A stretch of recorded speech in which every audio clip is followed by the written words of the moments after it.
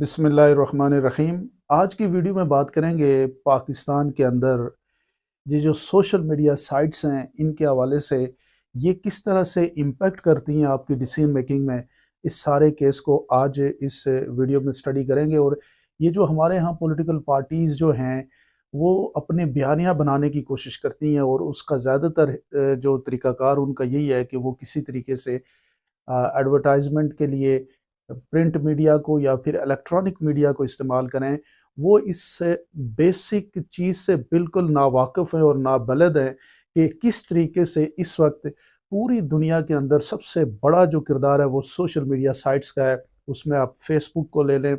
आप एक्स को ले लें, आप इंस्टाग्राम को ले लें, या जितनी भी सोशल मीडिया साइट्स हैं आप उन सब को देख सकते हैं। मैं आपको थोड़ा सा डिटेल में समझाता हूँ और फिर मैं आपको बताऊंगा कि क्यों इन सोशल मीडिया वेबसाइट्स के अंदर या इन सोशल मीडिया साइट्स के अंदर सबसे ज़्यादा सपोर्ट आपको पाकिस्तान तहरीक इंसाफ की मिलती है।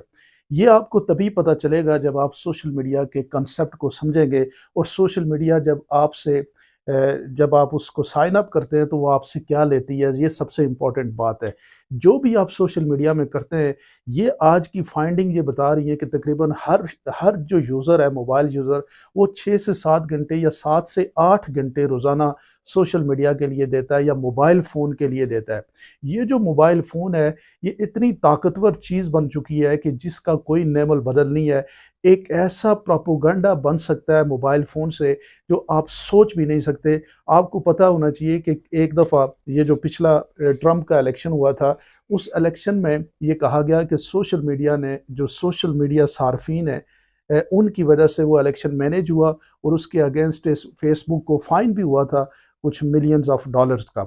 आज पाकिस्तान के इलेक्शन की अगर हम बात करें तो आपको पाकिस्तान के इलेक्शन के अंदर सबसे ज़्यादा अगर रोल किसी जमात का नज़र आता है और सबसे ज़्यादा क्लट किसी जमात का नज़र आता है और सबसे बड़ी सपोर्ट किसी जमात की नज़र आती है तो वो पाकिस्तान तहरीक इंसाफ की है। इसके पीछे थोड़ा सा आपको इस मैकेनिज़्म को समझना होगा कि सोशल मीडिया वर्क कैसे करता है। आप जब भी किसी सोशल मीडिया साइट पे जाते हैं तो आप और सोशल मीडिया जो साइट होती है उसके दरमियान एक एग्रीमेंट होता है। वो एग्रीमेंट क्या है कि आपने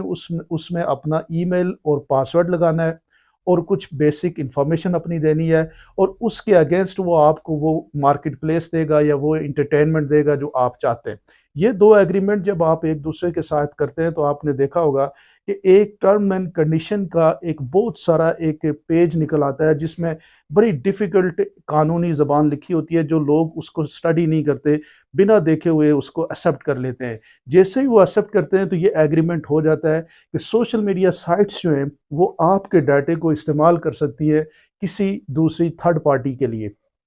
इस कंसेप्ट को आपको मैं समझाऊंगा कि वो थर्ड पार्टी के लिए जब आपके डाटे को इस्तेमाल करती हैं तो सोशल मीडिया वेबसाइट्स को क्या फ़ायदा होता है। अगर हम इस पूरे लेटेस्ट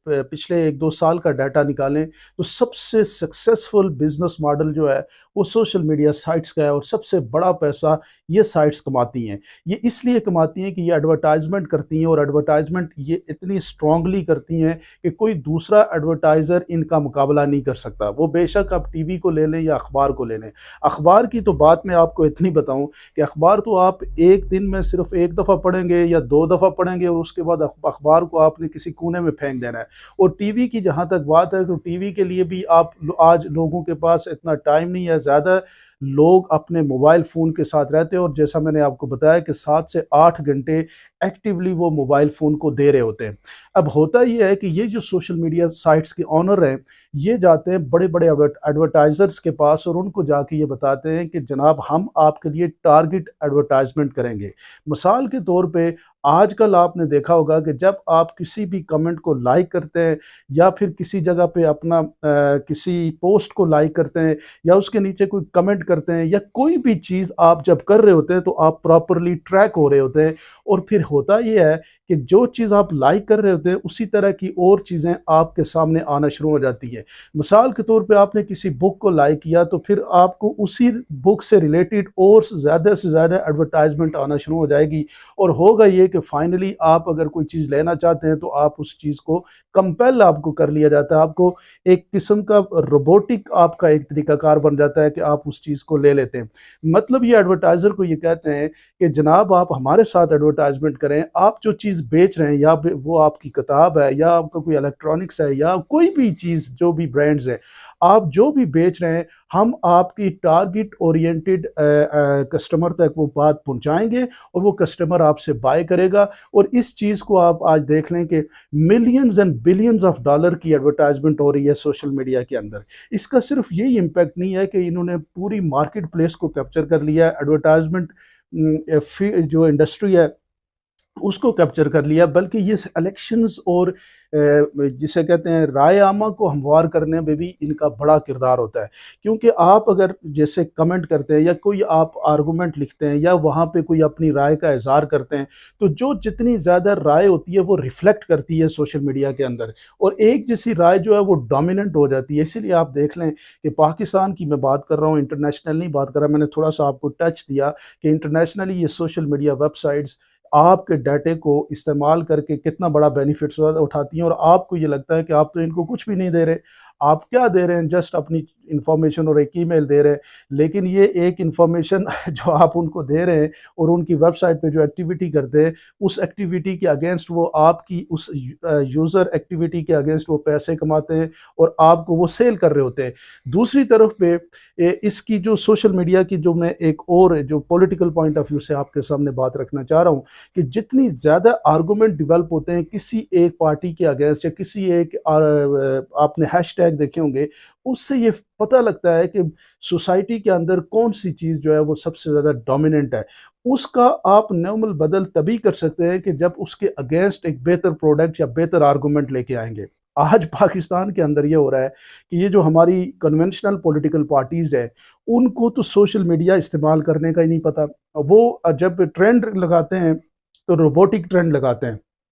उसमें भी जो है वो उस कस्टमर को या उस कारकुन को या वो जो सोशल मीडिया यूज़र है उसको इस्तेमाल नहीं करते जो एक्चुअल में मौजूद होते हैं। वो मिसाल के तौर पे पीटीआई के पास अगर आप देखें तो उनका सोशल मीडिया इसलिए स्ट्रांग है कि इमरान खान की जो सोच है उसके साथ लोगों ने अपने आप को अलाइन किया हुआ है। तो वो जो भी खान साहब कहते हैं तो लोग ऑटोमेटिकली उसको कैप्चर कर लेते हैं। अब उसके अगेंस्ट जब आप ये छोटे छोटे प्रोपोगंडे करते हैं, जो मतलब आपने देखा होगा खान साहब के हवाले से हाजरा खान की किताब हो गई, रियाम खान की किताब हो गई, कुछ ऑडियो वीडियो लीक्स हो गई, ये इसलिए अट्रैक्ट नहीं करते लोगों को क्योंकि सोशल मीडिया में डोमिनेंस जो है वो पीटीआई की है और पीटीआई के थॉट की है। और पीटीआई के थॉट के होने की वजह से ये जितनी भी आर्गूमेंट्स जो छोटी मोटी चलाने की कोशिश की जाती है ये ख़त्म हो जाती हैं और ओवर रेटेड हो जाती है और इनकी कोई वैल्यू नहीं बनती, ये मार्केट नहीं हो पाते क्योंकि लोग इसके अगेंस्ट आके खड़े हो जाते हैं और एकदम आर्गूमेंट देते हैं।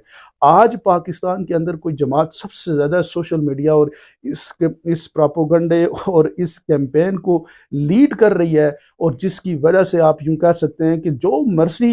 ये कर लें, आज पाकिस्तान के अंदर